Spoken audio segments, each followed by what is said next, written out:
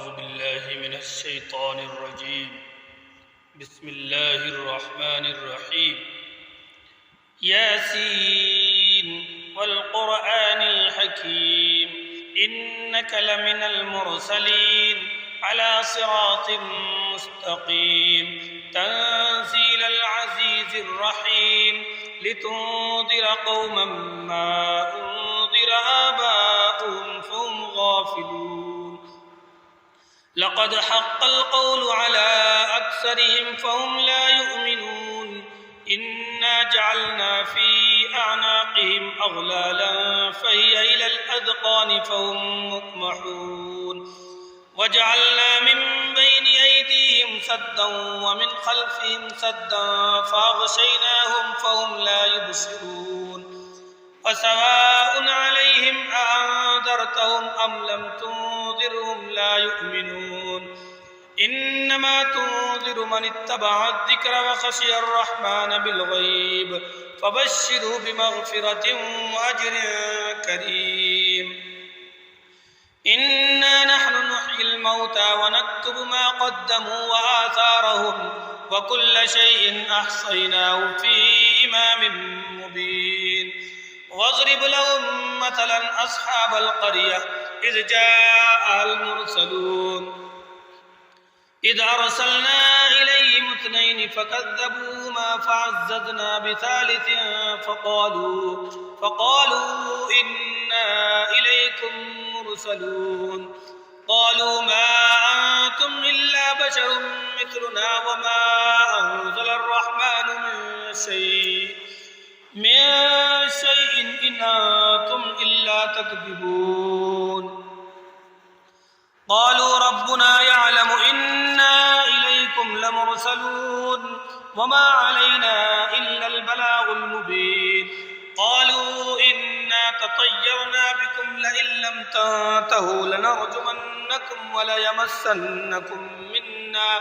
منا عذاب أليم قالوا طائركم معكم أئن ذكرتم بل أنتم قوم مسرفون وجاء من أقصى المدينة رجل يسعى قال يا قوم اتبعوا المرسلين اتبعوا من لا يسألكم أجرا وهم مهتدون وما لي لا أعبد الذي فطرني وإليه ترجعون أأتخذ من دونه آلهة إن يردني الرحمن بضر لا تغن عني شفاعتهم شيئا ولا ينقذون إني إذا لفي ضلال مبين إني آمنت بربكم فاسمعون قيل ادخلوا الجنة قال يا ليت قومي يعلمون بما غفر لي ربي وجعلني من المكرمين وما أنزلنا على قومه من بعده من جود من السماء وما كنا منزلين إن كانت إلا صيحة واحدة فإذا هم خامدون يا حسرة على العباد ما يأتيهم من رسول إلا كانوا به يستهزئون ألم يروا كم أهلكنا قبلهم من القرون أنهم إليهم لا يرجعون وإن كل لما جميع لدينا محضرون وآية لهم الأرض الميتة أحييناها وأخرجنا منها حبا فمنه يأكلون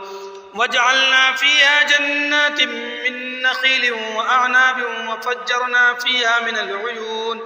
ليأكلوا من ثمره وما عملته أيديهم أفلا يشكرون سبحان الذي خلق الأزواج كلها مما تنبت الأرض ومن أنفسهم ومما لا يعلمون وآية لهم الليل نسلخ منه النهار فإذا هم مظلمون والشمس تجري لمستقر لها ذلك تقدير العزيز العليم والقمر قدرناه منازل حتى عاد كالعرجون القديم لا الشمس ينبغي لها أن تدرك القمر ولا الليل سابق النهار وكل في فلك يسبحون وآية لهم أنا حملنا ذريتهم في الفلك المشحون